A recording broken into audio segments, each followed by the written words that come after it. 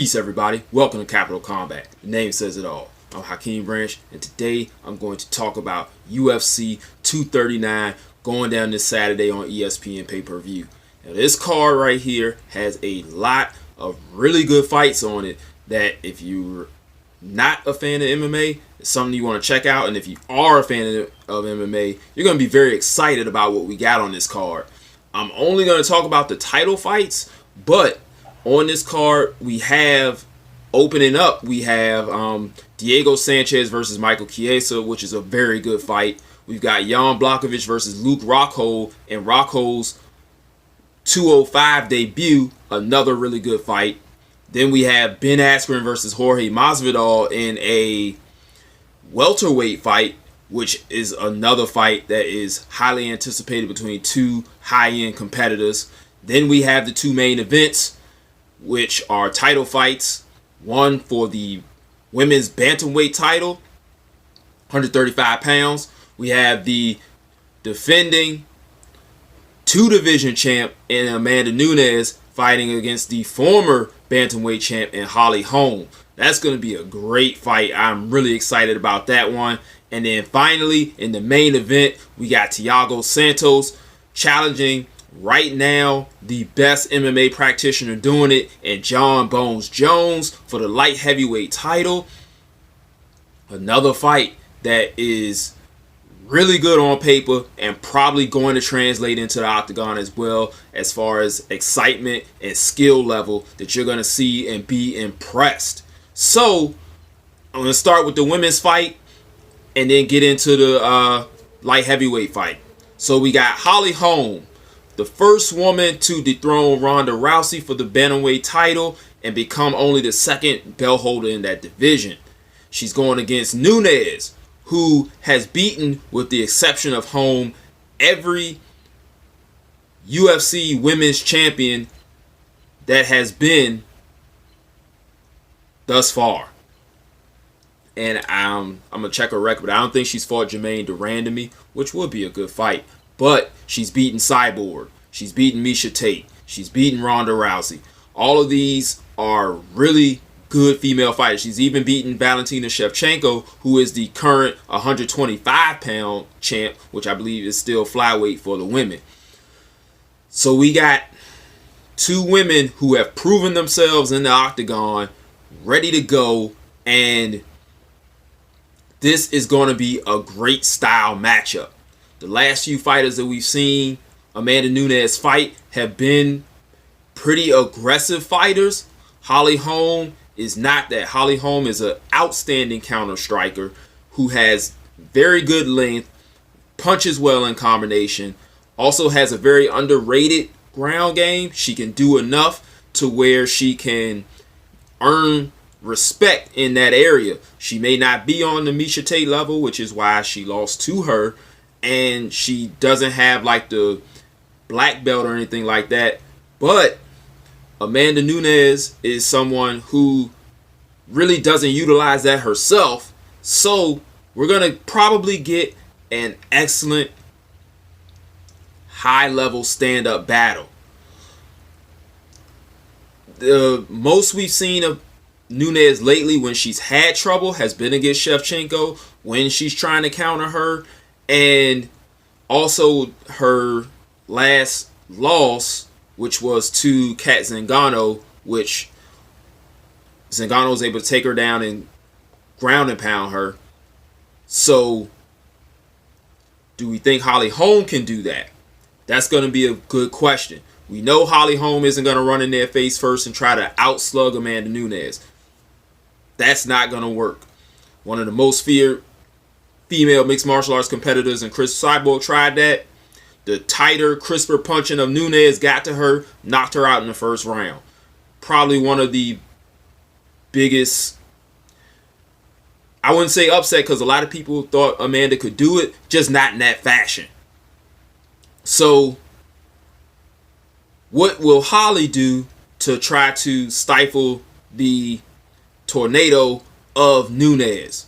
Like I said earlier, she's got to counter well and counter often.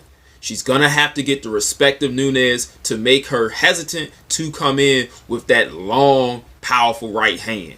She also has a very accurate left hook that she can throw from long range and short range that Holly's really going to have to be cognizant of when she's throwing her combinations, because Amanda is not afraid to throw with her opponent because she relies and is confident in her own ability to strike and strike harder and get to the target quicker than her opponent. So Holly, fighting primarily out of the southpaw stance, is going to really have to utilize a lot of angles in order to keep Nunes chasing her throughout the octagon. Also, when she gets close, she can feign some moves, go for some takedowns. That worked really well for her against Megan Anderson, with that fight being at 145 pounds and Anderson being a lot bigger than her. She was still successful in getting her down to the ground and getting some successful ground and pound. It remains to be seen if she can do that against Nunes, but it would seem to be a good strategy to try. So, with that being said, I still think Amanda's going to land the harder punches. We may have something similar to when Holly Holm fought Chris Cyborg at 145, where she's throwing her combinations, but the punches that Cyborg was landing were a lot harder and made more impression on the judges. If Nunes is to stop Holm, she will definitely submit herself as the best female MMA practitioner doing it, beating all of the champs that have been through the UFC, beating the top of the top, beating the unbeatable, and from there, it's really not much she can do as far as, prospective opponents. She would have beaten everybody. She just have to wait for some woman to emerge and show themselves later on down the road. So with this one, as much as I'd like to go with Holly because of her, immense striking background, I'm going to go with Nunes based on being able to land harder punches. And I think this fight's going to be somewhat close. It's not going to be the whitewash that we've seen with Nunes lately. I think Holm is going to make it competitive, so a 3 rounds to 2 decision for Nunes is where I'm going with this pick.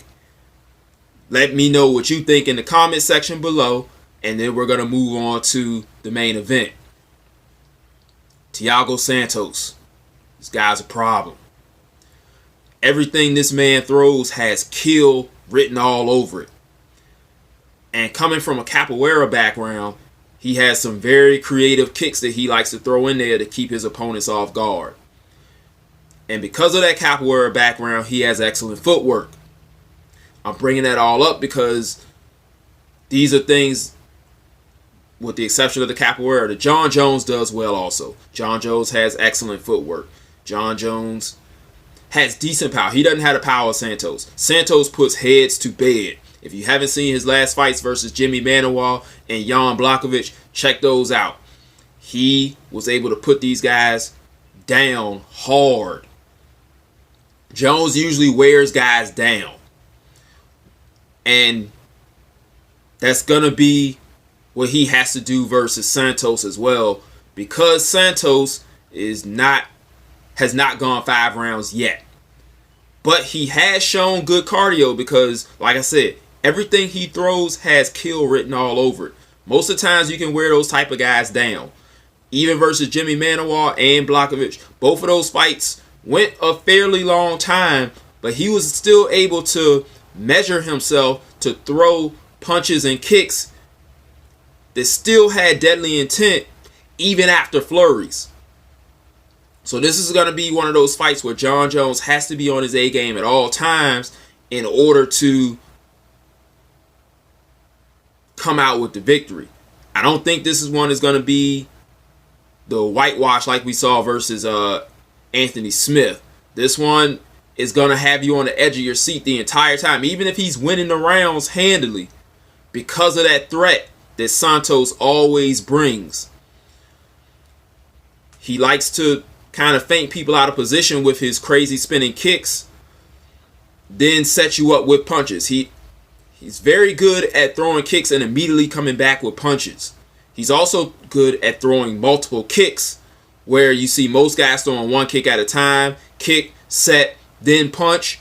He's throwing them in rapid succession. So if you're caught sleeping, you're going to get caught. And like I said, with everything having kill on it, he could possibly hurt Jones. Jones has so far shown an excellent chin, but he hasn't been hit with quite the firepower that Santos is going to bring come Saturday. So how can Jones temper the storm of Santos? One, a good old-fashioned jab. Control that range. Make sure Santos can't get in, can't get those flurries going by measuring him with a strong metered jab. Anytime he attempts to come in, boom, pop him in the face, use that footwork to circle out, get back out of there. When he gets in close, utilize the clinch. Throw those elbows that John is known for. Throw knees. Wear him down. John has also shown good work to the body as well, which is going to be very important to try to test that stamina of Santos. The people that have taken him down have not been able to keep him down for a long time successively, but he hasn't fought anybody with the ground pedigree of Jones either. So Jones has to try to take advantage of that. He's going to have to go through a lot of heat in order to get that done, but it is possible. So with this one, it's one of those things where until Jones is actually beaten, you got to go with him. So Smart Money says he figures out the puzzle of Santos, is able to keep him at range. He's able to score at will using those very unique leg kicks that he uses, and wear him down, maybe stop him late if he can wear him down and, deplete that gas tank, get a submission. I don't think he'd knock him out, but he can hurt him enough to where he can get him to the ground and then possibly either throw on a submission or he can get that TKO stoppage. I'm not sure if he'll be able to get that, though. It is a possibility. I'm not sure, though. Santos has shown the ability to recuperate pretty fast, but we've also not seen him do that when he's extremely tired. So I am going with Jones, and I'm going with him to take over the fight late after a whole lot of, like a nail-biting first 3 rounds. Rounds 4 and 5, all Jones. So that's how I'm seeing it. How do you guys see it? Hit me up in the comment section below. Let me know what you think. If you haven't done so yet, go ahead and hit that subscribe button so you can catch the recap. After we watch the fight, we'll talk about what really happened as opposed to what we thought was going to happen, and then talk about what we think is going to happen from there as far as future matchups. So I want you guys to see that. So hit the subscribe button, hit the bell icon. Hit us up on social media, Capital Combat on Facebook, Twitter, and Instagram. You can catch Rob and I there. That's really it. I just want to make sure, you guys hit us up in the comment section. Enjoy these fights. And until the next video, fight on. This is round 1 and you've already lost. They don't seem to see that everything we've done is coming and cost. My fists are on fire. I perform till I perspire. My demons are in a rage. Keep thinking that it's a game. I kick rhyme, hurricane. I told them I don't play. I'm liquid. Black Street Fighter.